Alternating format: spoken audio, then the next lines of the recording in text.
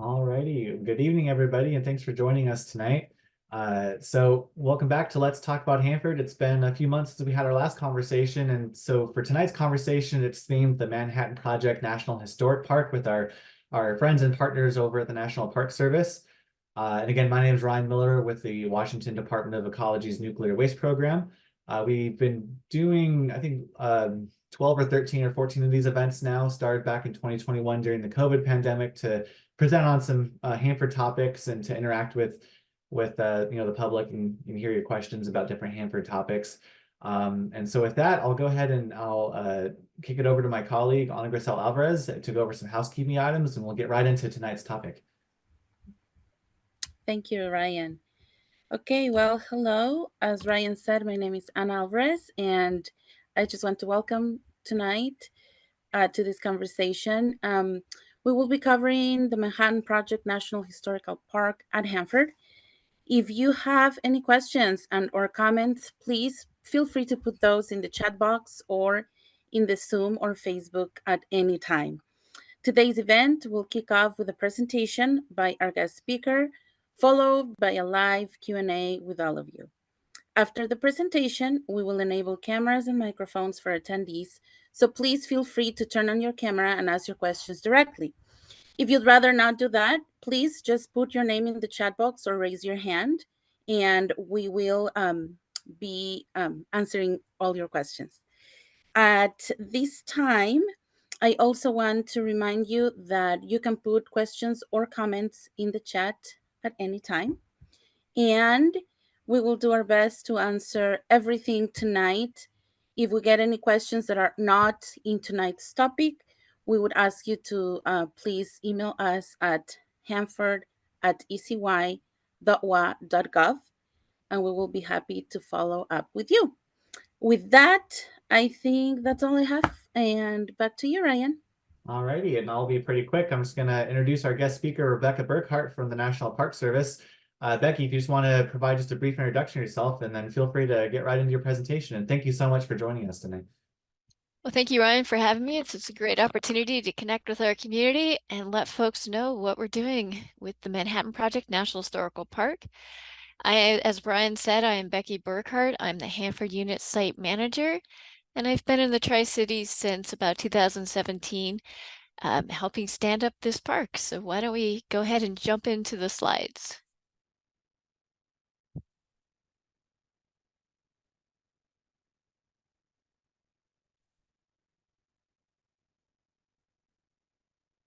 All right. So Manhattan Project National Historical Park, it is one park, 3 sites, and countless stories. And so tonight we'll be going through what does that mean and the uniqueness of this national park. Next slide, please. Well, when I tell folks, like when I first moved here in 2017, I say, yeah, and people ask like, oh, so you just moved here. What do you do? What brought you to the Tri-Cities? And I say, well, I work for the National Park Service and I came up for my job. And a lot of folks say, Mount Rainier National Park? No. Whitman Mission? No. I think there's a national park here in the Tri-Cities. And they're like, what national park? Then sometimes the light bulb goes off and says, oh, B reactor. We're like, yeah, the B reactor is a facility in the Manhattan Project National Historical Park.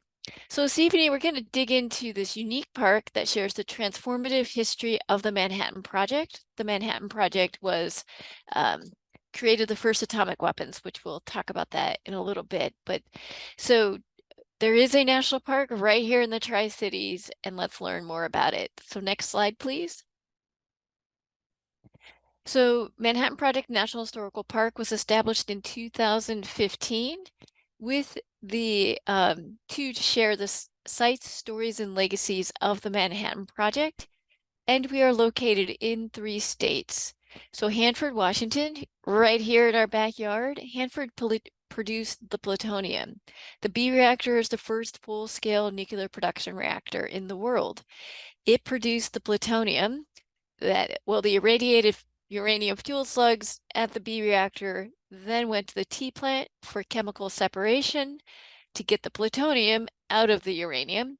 And ultimately, the end product was sent down to Los Alamos, New Mexico.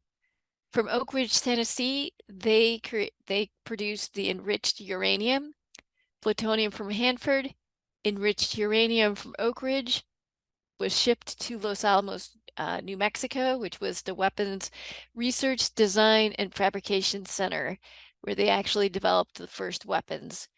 And so they developed the weapons in Los Alamos, and then the United States dropped the little boy bomb on Nagasaki, Japan, excuse me, on Hiroshima, Japan on August 6, 1945.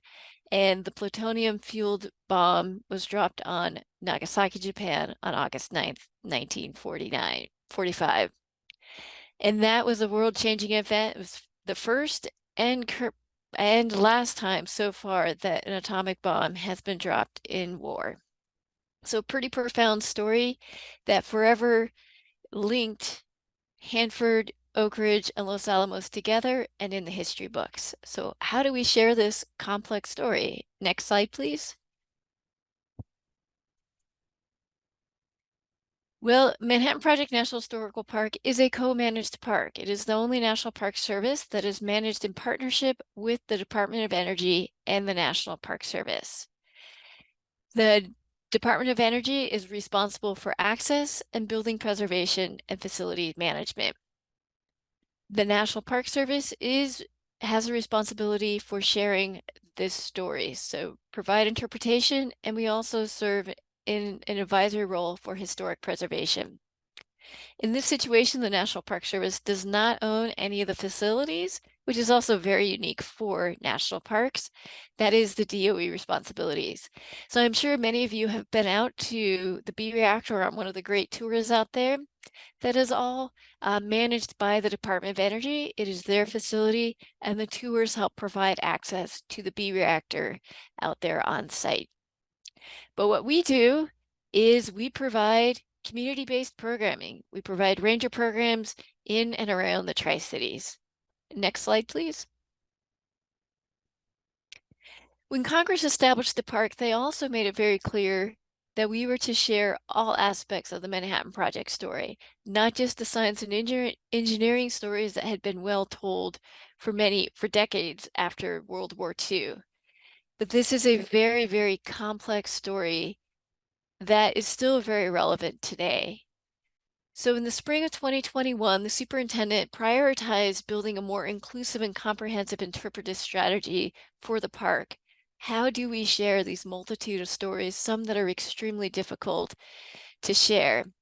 And through these listening sessions, we learned more about these perspectives, the many perspectives of the Manhattan Project, and how this project affected so many lives in this country and around the world. And we held listening sessions with underrepresented or non-represented groups in the dominant narrative of the Manhattan Project history. And so the superintendent prioritized building that really inclusive and comprehensive narrative. From these listening sessions, we were able to make really important connections with the diversity of stakeholder and interest groups that had an interest in helping us share this complex history. And so a lot of what we've been able to do since then has built relationships with some of the groups that were involved and participated in these listening sessions in 2021, but it also opened our eyes and our understanding of the importance of sharing all aspects of this history. So next slide, please. So how do we do this? Well, we collaborate with partners to share these stories. And one example of this is we've had great collaborative relationships with Access, African American Community, Cultural, and Education Society here in the Tri-Cities. And with their input and advice, we developed app content. So we have a digital app for the park, and in the app we have a driving tour of Black History driving tour of East Pasco. So through that collaboration, we were able to elevate the experience of the African American workforce out here at Hanford during the Manhattan Project. We are also collaborating with Washington State University and Access to help also continue sharing this history through an oral history program, community workshops, developing a story map that's in progress right now of East Pasco, and walking tours and digital education trunks. So a variety of ways that we can get these histories and stories out using digital platforms.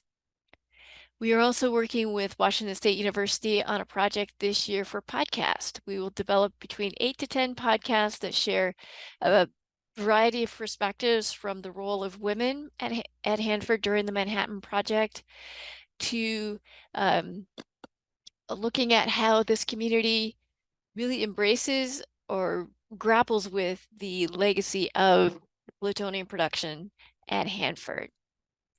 We are working with Eastern Washington University on a Downwinders project, learning more about the Downwinders stories and perspectives, and developing interpretive products like articles and stories that we can put up on our website. This summer, we are hiring a Latino outreach intern to help us build relationships with the local Latino community, as well as to learn more about the role of Latinos in the Manhattan Project at Hanford. And we don't know much about this population. We know Latinos were employed and working at Hanford during the Manhattan Project. And so we're very curious and want to learn more about who these people were, what their stories are, where they lived, what they worked on. And through these collaborating with partners, we are able to build on these relationships and together provide really robust visitor experience and storytelling. Next slide, please. And we also do a variety of community-based ranger programs. We are a community-based park. Like I mentioned earlier, we don't own any facilities. So to be able to do ranger programs, we have to work with our partners. And one partner that we work with quite a bit is the City of Richland Parks and Recreation. Richland has great community parks, and we were able to get out and do ranger programs in the park. And for example, some of the ranger programs that we offer is Ride with the Ranger. And we have a Ride with the Ranger coming up on April 13th. Registration's open. You can sign up for that program. And we will be starting at the tennis courts at Howard Amon Park and riding about 8 miles one way down to the Reach Museum. We'll be taking a swing through the parkway and stopping at the Richlands Player Theater and talking about what life was like in the secret city during the Manhattan Project, because Richland was the community built for the Manhattan Project workers. And then we'll make our way to the Reach Museum with more a general overview of the Manhattan Project, as well as a program about the plants and animals of the Hanford Reach. We do a hike through time program. We start with the indigenous communities that have lived on the Columbia Plateau since time immemorial. And then we briefly touch on the Ice Age floods and the sculpting of the landscape, and then the opening of the West to white settlement, and then the farming communities of Hanford, White Bluffs, and then the displacement of the indigenous communities and the farming communities with the arrival of the Manhattan Project in 1943. And then we end the program with an overview of Manhattan Project here at Hanford and the plutonium production facilities. So we do that at Candy Mountain Trailhead, and so we stop along the way, and at the very top is where we do the Hanford or the Manhattan Project piece of that story, because you have an amazing view up there of the Hanford site as well as the surrounding area. And so that program is May 4th, starting at 9 a.m. at the Candy Mountain Trailhead. So hopefully some of you folks will be able to join us for that ranger program. And this summer, we're offering a new ranger program starting on May 1st. It'll be the first Wednesdays of the month at 9 a.m. at Uptown. And that program will be exploring the life of Manhattan Project workers and their families, going through the city of Richland and seeing what it was like to live here during the Manhattan Project and living in a secret city that was government run. We are also bringing back a favorite program from last year and offering it on Saturdays in June, July, and August and September. And it's the not so secret city tour. So we keep saying this is the secret city of Richland. Well, it wasn't that secret. There were no fences, there were no guards, but everybody who lived in Richland worked for the government and couldn't talk about their jobs. So that's just a quick overview of some of our community-based ranger programs. Next slide, please. We also do a lot with youth and education and community programs. So our youth programs, we do classroom-based programs. We get invited to classrooms to talk about history and science related to the Manhattan Project. We also do a variety of community outreach programs, from Earth Day to Yakima Nation Treaty Days, to PNNL and the Buddy Walk. So any opportunity for us to get out and interact with the community and let them know about the Manhattan Project here in the Tri-Cities. We also work with teachers through the Teacher Ranger Teacher Program. We hire a local educator for the summer who works on an education project for us, developing curriculum, developing a Junior Ranger program, those type of projects. And then when the teacher returns to the classroom, they help bring the park into the classroom. And then we also do pop-up play days with the city of Richland. We are offering Junior Ranger Park Explorers programs. So a sampling of some of the youth-focused programs we've got coming up is in partnership with, we're doing a STEAM Kids on April 2nd at the Richland Library. On June 8th, we will have a Junior Ranger Celebration Day at Sacagawea State Park. And then we're bringing back the Junior Ranger Park Explorer program that we do in collaboration with the Reach Museum in June, July, and August this year at different Richland City parks. So that's a fun program aimed at younger kids. Next slide, please. And then a couple years ago, we debuted a brand new Junior Ranger program with Adam Ufizient that you see sitting right there in the chair. So Adam is your guide as you learn about different histories and stories of the Manhattan Project. The book is intended that you can be completed anywhere. You don't have to go out to the B Reactor tour or go on a ranger program to be able to complete that. So we encourage kids, and you can download a copy off our website or pick up a hard copy at the Reach Museum or at our visitor center at 2000 Logston Boulevard near Bombing Range Brewery in Richland. It's a lot of fun. The Junior Ranger program is a national program, so many national parks have a Junior Ranger book, and upon successful completion of the book, you can earn a badge. There's an example of the Manhattan Project Junior Ranger badge there. Next slide, please. And one of our signature events that we've been offering since we tried in 2020, but we all know what happened. There was a pandemic. We've been offering this program in person since 2021, and it is offered every August 9th to commemorate the atomic bombings of Hiroshima and Nagasaki. These are very respectful and reflective events with themes of peace, commemoration, somber reflection, and sacrifice and loss. We host the program at the fingernail stage in Howard Ammon Park starting at 8 p.m. And we also have a Messages of Peace program. So we have several events prior to August 9th where we encourage community members to write messages of peace on the bags. So we set up luminarias around Howard Ammon Park. As you can see, one of the bags there, an example of the bags there, messages of peace are written on the bags that we use at the event. We will be hosting a Messages of Peace program on July 26th at the Richland Community Center, as well as on August 3rd at the Reach Museum from 10 to noon. So this is an opportunity to participate in the program, as well as actually attend the event on August 9th. The master singers sing several songs. We provide opportunities for quiet reflection to walk through the park and read the messages of peace on the bag. And then we also ring the peace bell that was donated to the city of Richland by the mayor of Nagasaki. Next slide, please. And digital engagement. I highlighted some of the great programming that we do here in town. But we recognize not a lot of people will have the opportunity to travel to Richland, to go on a B reactor tour or attend one of the ranger programs. And many people won't, even fewer people will have the opportunity to also visit Oak Ridge and Los Alamos. This is a national story and a global story. And so we've really leaned into using digital technology to be able to share this story locally, nationally, and globally. Next slide, please.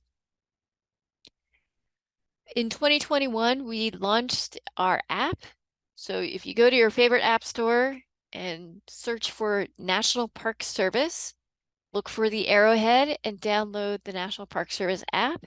This is one app for all national parks, all 420 some odd national parks we have across the country. And then if you just type in Manhattan Project, you will see our app come up.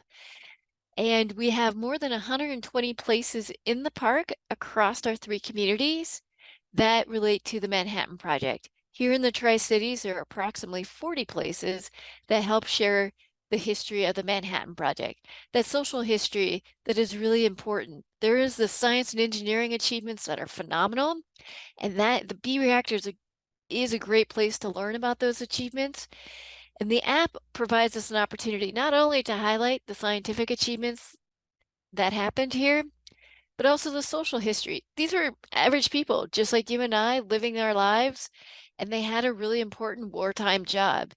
But what was it like to live in a secret city? A city that was owned and managed by the government where you couldn't tell your neighbor or your family what jobs you did. Or what it was like to live in segregated East Pasco as an African American worker.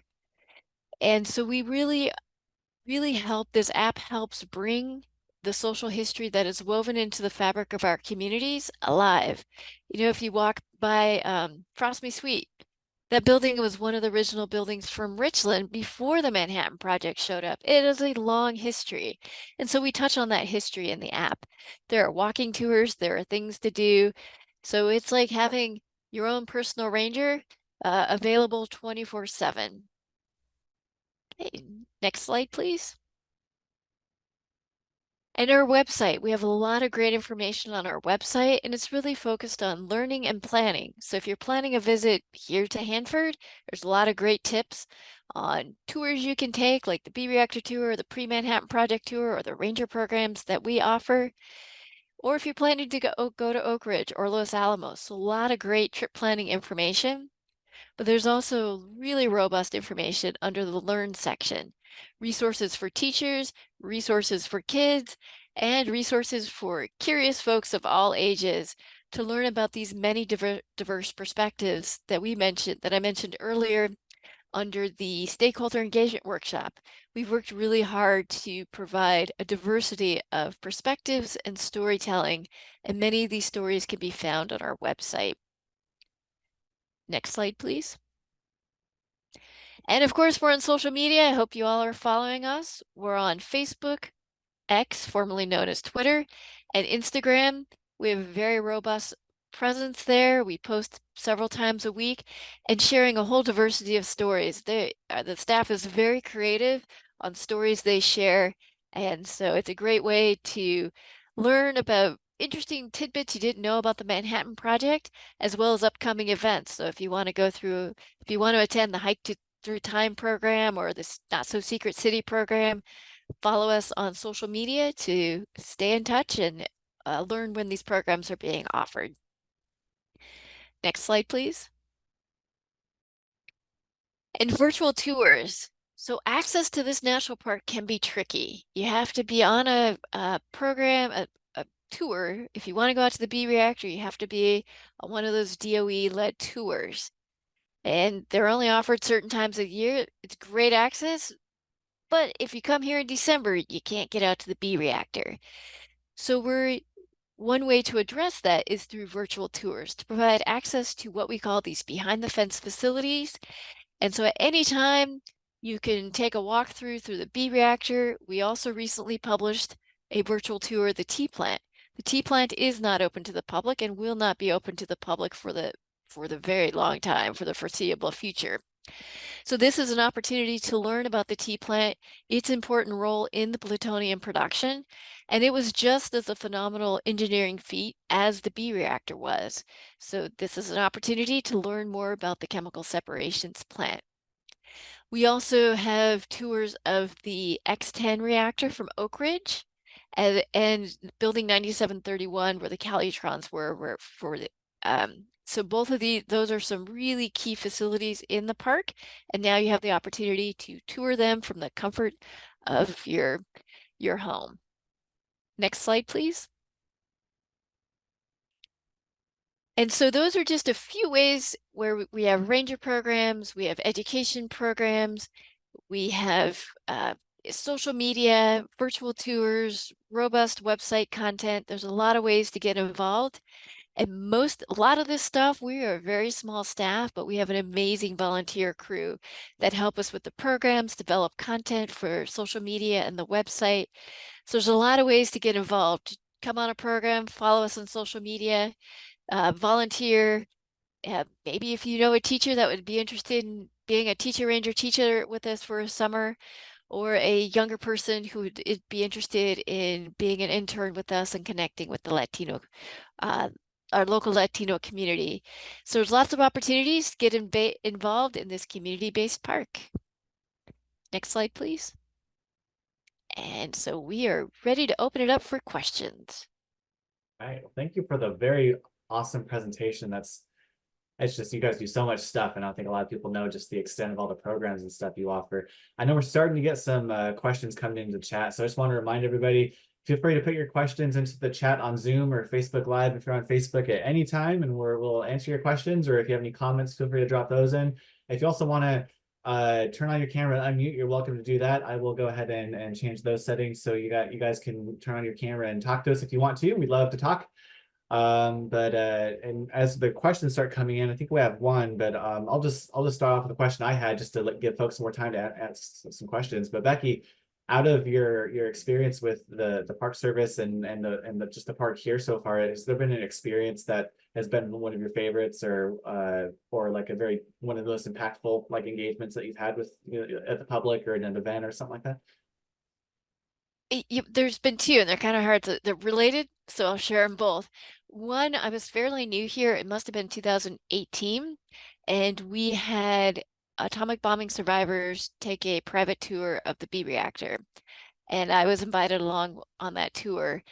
And at the end of the tour, they presented me with a small model of the peace bell from Hiroshima, and that was really powerful. That is when I really realized the profundity of this story. And so that experience has really stuck with me. And then it was the listening sessions I mentioned earlier, because we did hear multiple perspectives, and this story is very real and for many, many people on the whole perspectives. The folks that worked out here at Hanford and really contributed to the wartime effort, as well as some of the people who atomic bomb survivors and the downwinders. So it is a very difficult and profound story. So those two experiences have made me really understand the depth of this and the relevancy. As you know, that movie Oppenheimer just won a bunch of Grammys or Oscars, and when Cillian Murphy accepted his Oscar, he said, "For better or worse, we all live in Oppenheimer's world. Let's pray for peace." And it is like this is the Manhattan Project's lasting legacy. Well, thank you so much. Anna Grissel, do you have a question, or did you want to see if we had any on the Zoom? Yep, I can read the Zoom question right now. How can those who homeschool their kids get them into an activity like they have at school STEM night? It's a question from Rick. Well, thank you, Rick. That is a great question. We are starting to collaborate more with the Reach Museum on field trips. So we can and Kalina, if you want to drop your email or the Mapper information email into the chat, just send us an email and say, I would like to connect with you. I have a homeschool group and this is what I'm interested in, and we can work with you. Awesome, thank you. And I've got one question over here on Facebook. Oh, it's a comment, but I still want to share it. This comes from a user called CatCat. I delivered a placarded load to Hanford in the 1990s. I had no idea about the tours held now. Very informative. Thank you. And I'll go ahead and kick it back on Grisel for the Zoom side of things. Yeah. So Mia Burke says, thank you for your presentation. Can you please explain how the national park is able to keep the tour of B Reactor and the other Hanford tour free to the public? Where does this funding come from? Good question. Yeah, great question. And so I just want to clarify, and that's part of why we're having this conversation tonight, is I work for the National Park Service. I can tell you where my funding comes from. And the B Reactor tours and the Pre-Manhattan Project tours are all funded through the Department of Energy. That is where the funding is. I'm sorry, I can't get into more details than that because I don't work for that agency and I barely understand the funding process for the Park Service. Thank you. This is just another comment on Facebook, but we like to share the comments we get. This one's from Linda Burghart, who said, "What a terrific presentation. I have visited Los Alamos numerous times. I definitely want to visit the Hanford site." Yeah, so just like you said, there's a couple different sites across the country that we're all a part of this whole process, and there's a history behind each and every one of them, and they all connect together. So have you gone out to the other sites quite a bit before, Becky? I have. I had the privilege to, for the app that I was talking about, somebody had to GPS all the locations. That was me. And so it was phenomenal because I was pretty early in my career here with Manhattan Project, and I got to go to all of the sites, like in Los Alamos, all of the behind the fence sites that not a lot of people get to go to. And that was fascinating. It really helped me understand the story and piece the three sites together. And so that really guided us as we were putting the app together, because not everybody's going to have a chance to go and GPS all the park sites, but we're building those stories through sharing these different places on the app. So that's been really fun to be able to visit all the sites and really trying to lean into it, because we know it's like very few people have the opportunity to go to all three, but how can we use digital platforms to be able to connect that history? Awesome. That's awesome. Thanks for sharing that story too. Anna Grisel, do you want to go back to Zoom? Do we have anything else on Zoom? Yes. So this one is from Alan. He says, in the frantic race to beat the Germans to the bomb, was there many fatalities or serious injuries during the work at Hanford? Ooh, that is a very good question that I do not know. I don't know if Brian, if you guys have more, that we might have to do some research and get back to Alan on that one. Yeah, that's another good question where I don't think I've got quite those kind of numbers off the top of my head, but that's something that we could look up and see if we can have any follow up on it or put it in our materials moving forward. But yeah, that's a good question. So thank you for asking that one. I'm looking at Facebook again real quick to see if we've got any more comments on there so far. I don't see any. I'm not sure if we have any on Zoom quite yet, so we'll just let folks keep filtering in if they have more questions. But Anna Grisel or Dana, do you guys have any questions you wanted to ask Becky? Yeah, I had one that I thought of while you were doing your presentation, Becky. You mentioned volunteers a lot. Can you tell us the role of volunteers and how do you handle that part of the program? Yeah, so volunteers are incredibly important to the Manhattan Project and to the National Park Service. That is how we do a lot of our programming across national parks. Here specifically at Hanford, we have wonderful volunteers that will go out and do ranger programs with us. They help lead the programs. They also help us with our youth programming, get out there and have some great fun interactions with kids. We have a photographer who's a volunteer, so many of the great photos you saw in my presentation were from our awesome photographer volunteer. And a lot of the social media content that we do is developed by volunteers who just love research and getting into those stories. So volunteers are super important for us, whether helping out with ranger programs, developing content for the website and for social media. It's a lot of great ways to support us and to help share this story. Thanks. That's super good to know. We have another comment and a question that came in from Linda that said, the Los Alamos site has such an interesting history with the gorgeous buildings from the original Boys Ranch. Does the Hanford site have any buildings with historic relevance as existed in Los Alamos, besides like the reactor sites? They do. That's a great question. So we have the Hanford High School, and if folks are on our website, they'll see some pictures of this under the pre-Manhattan Project history. So there's the Hanford High School, there's the Allard Pump House, the Bergerman's Ranch, the White Bluffs Bank. And so those are 4 structures that were existing for the communities that were displaced. So Hanford and White Bluffs were communities that were displaced. Many of the buildings, unfortunately, were demolished for the war effort and then subsequently after that. But those 4 standing buildings are part of the park, and they're a great way to connect kind of that history from the displaced communities through the development of the plutonium production facilities. Thank you again. And before we go into the next comment, I'm not sure if we have any on Zoom, but Dana, do you have any questions? I'll make sure you had a chance to, since you're running all our slides and tech stuff tonight. I'm hiding back here in the background. I did have one question. So where is your office located again? And what kind of materials do you have in the office that people could, maybe come by and pick up? Do you have maps, or I know you have the Junior Ranger information? What kind of stuff do you have available there? Yeah, so our office is located at 2000 Logston Boulevard in Richland. If you know where Bombing Range Brewery is, we're right next door. And so that is where the tour programs takes off. So if you've ever been on one of the B reactor tour or the pre-Manhattan Project tours, that's our office as well. We share it with our DOE colleagues. And there's a movie, we show the Hanford Made film, which is a 14-minute orientation film.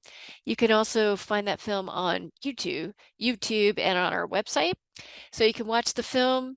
There are some interpretive exhibits there. You can pick up the Junior Ranger book. You can pick up park maps and information. You can stop by and say hi to the park rangers. So there are definitely some things to do. We also have, if any of you are park fans, you know about the NPS passport program. And it's a blue passport book, and you get your stamp whether you go to Mount Rainier or wherever. So we have the stamp, so get your passport books out and come get your stamp. We also have a special 3-part stamp, so 1 section for each unit. So Hanford, Los Alamos, Oak Ridge, and to get the whole thing, you got to go to all 3 parks. So that's really fun.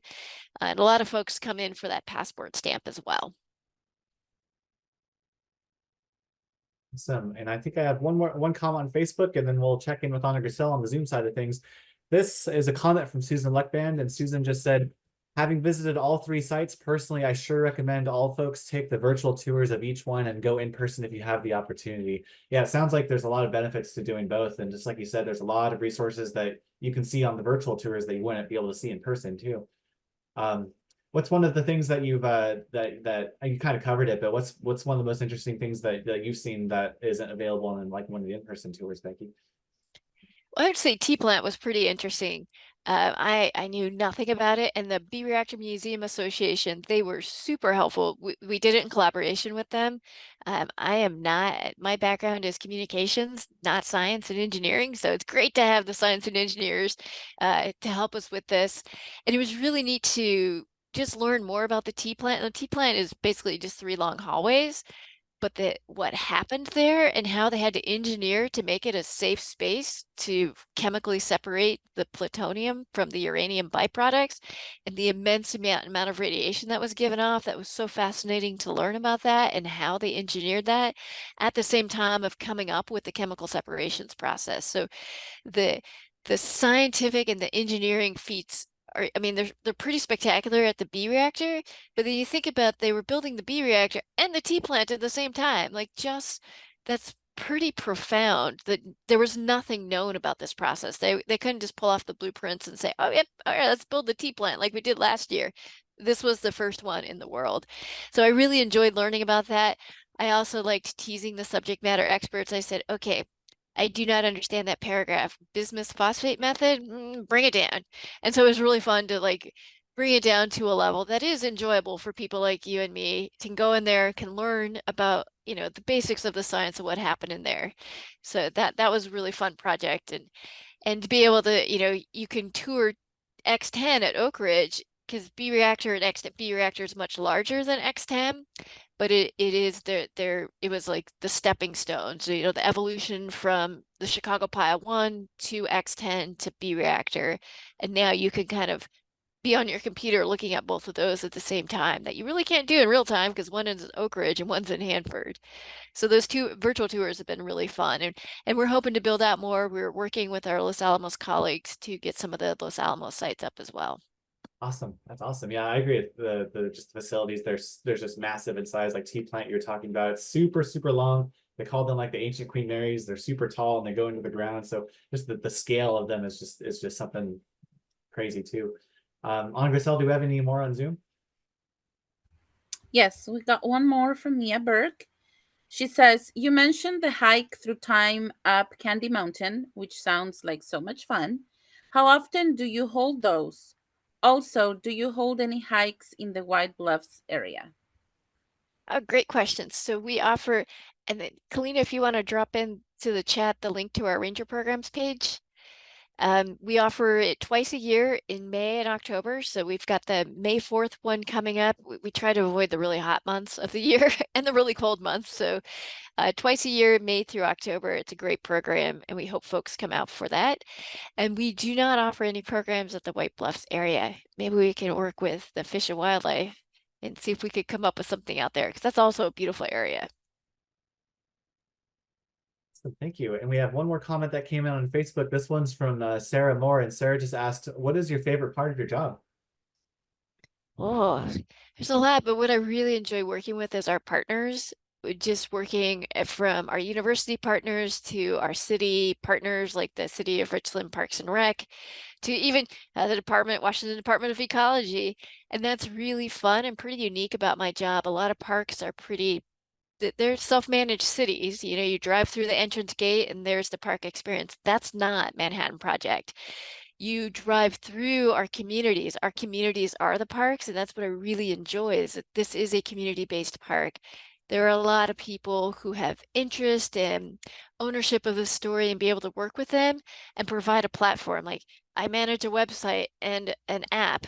And so how do we elevate these stories from people who are so passionate and have this lived experience and be able to share that to continue sharing this history? So that's what I really enjoy. And you have to be really creative in this job, which is super fun. I like being creative. I agree. I know some of the favorite outreach I do over at our end is the school presentations with the different age school kids, and you have to tailor your content to each different age, and it can make for some really fun experiences too. For sure, yeah. Yeah. Pam, I see your hand raised. Did you want to unmute and have a question, or? Yeah, Becky, could you share? Thank you for this program. This has been wonderful.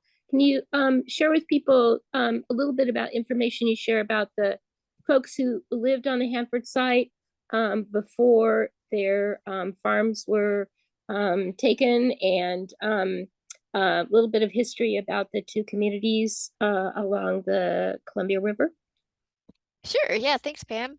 So we do have on our website, we have a kind of an untold stories section on there. And that's where we share a little bit about Hanford and White Bluffs. Also in the app, we have, so somebody was asking about the other sites that we have. So you can either, and Kalina, could you do me a favor and drop the places link, the website to the places in the chat, please? Kalina's my coworker who's doing an awesome job behind the scenes, and she's our education technician. And so if you see a ranger program, you're going to meet Kalina. And so we have a lot of these sites, like we have the Hanford High School. If you go to that places link, and you can read more about the high school, as well as White Bluffs Bank and the other facilities.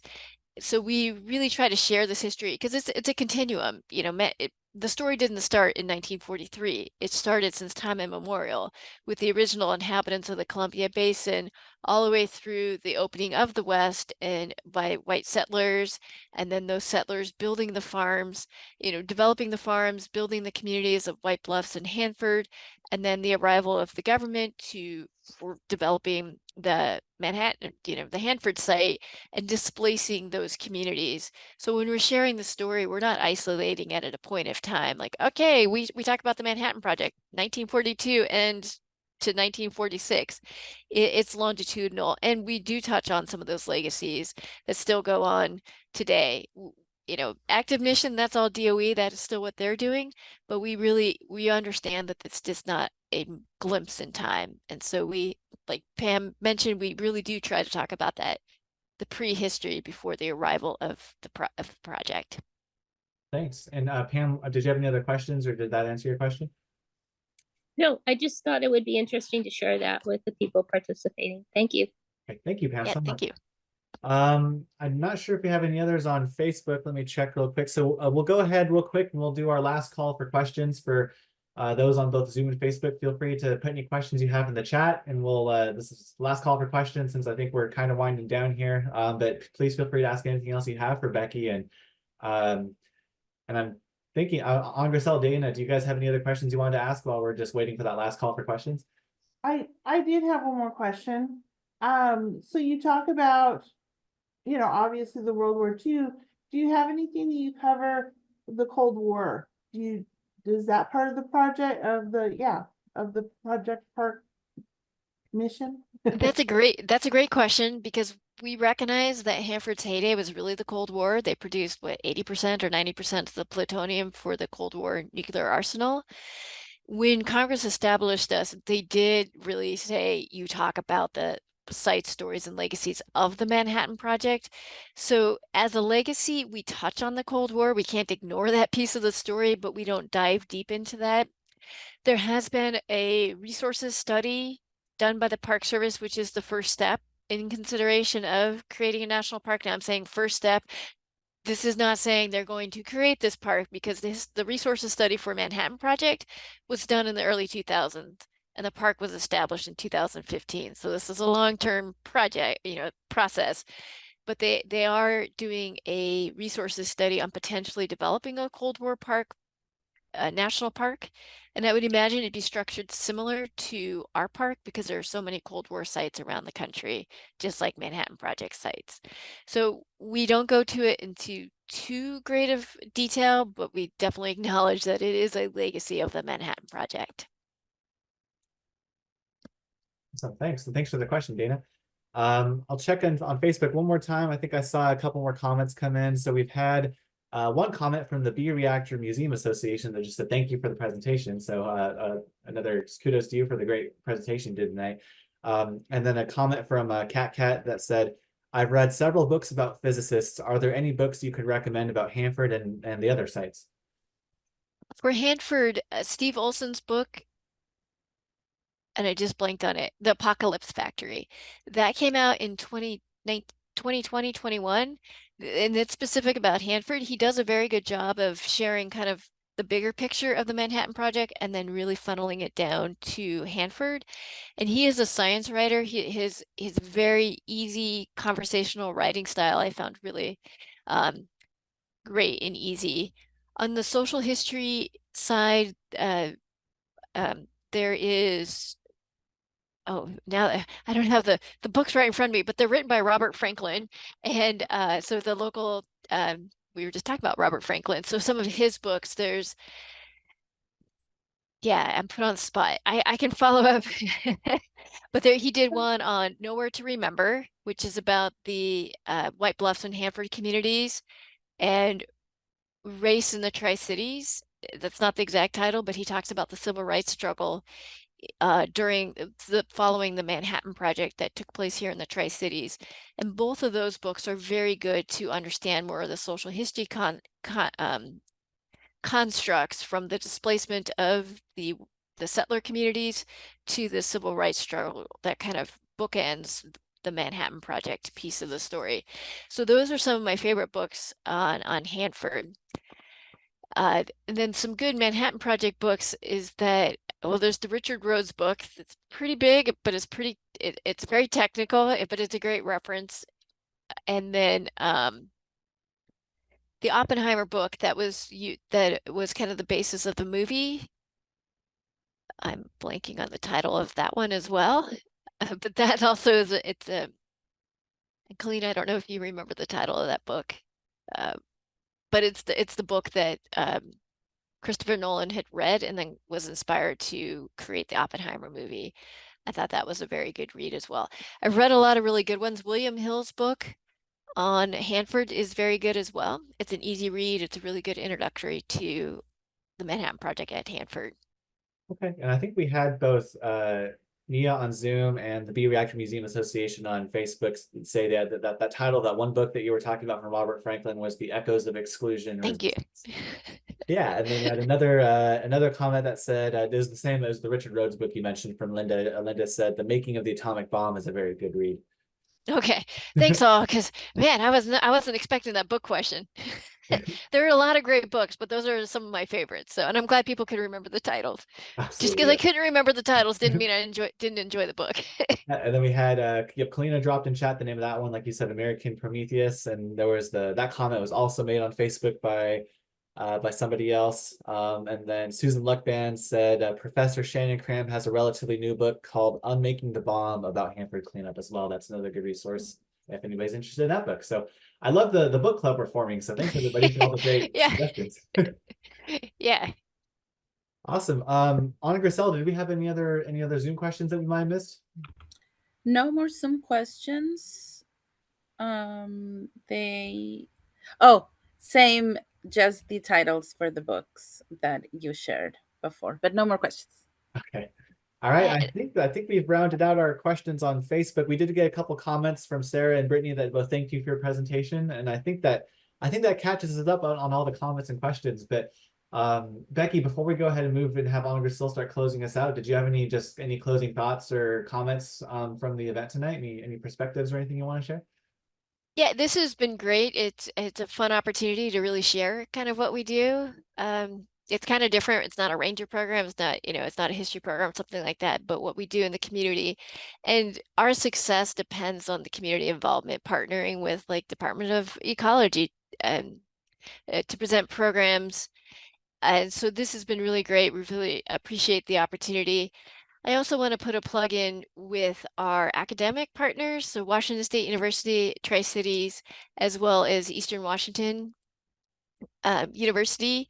We've been doing some great work with them, and it's been really helpful to be able to work with university partners and kind of get that academic lens on there as we really dig into the archives and working with the folks who this is their lived experience to be able to elevate some of these stories. So we've got some great projects coming out with WSU and Eastern Washington University. So if you know students at any of those schools that like history and might want to get involved and share, we're always looking to work with students and find creative ways to get them involved in sharing this history through our partners over at Eastern Washington and WSU. So thank you so much. And Anna Grissel, I think we'll kick it over to you to just offer the closing housekeeping stuff. Yeah, we just wanted to thank Becky first for a great presentation, like Ryan said already. I wanted to thank all of our attendees for being here with us tonight. We recognize that the time is dinner time around, but we still had a pretty good turnout. So thank you so much. Thank you for your questions and engaging with us. And I just have a reminder for everybody that this event was recorded tonight, and it will soon be in our Facebook page. It'll be in our YouTube page as well, and it'll be uploaded to our website. And with that, thank you so much. And Ryan, it's back to you for closing comments. Yep, I think the only other thing I'd say is if anybody has any follow-up questions, feel free to reach out to us at hanford@ecy.wa.gov. And I think Kalina might have dropped an email for the Park Service in the chat. Otherwise, feel free to, I'm sure that, if you Google their office, they can pop up if you need to find their contact information too. But feel free to reach out to us with any follow-up questions or also ideas you have for future events. And I think with that, and I see that she dropped it in the chat. I'll go ahead and copy that on the Facebook one again. But thanks again, Becky, and hope everybody has a good night. And thanks to you all for attending. All right, thank you. Really appreciate it.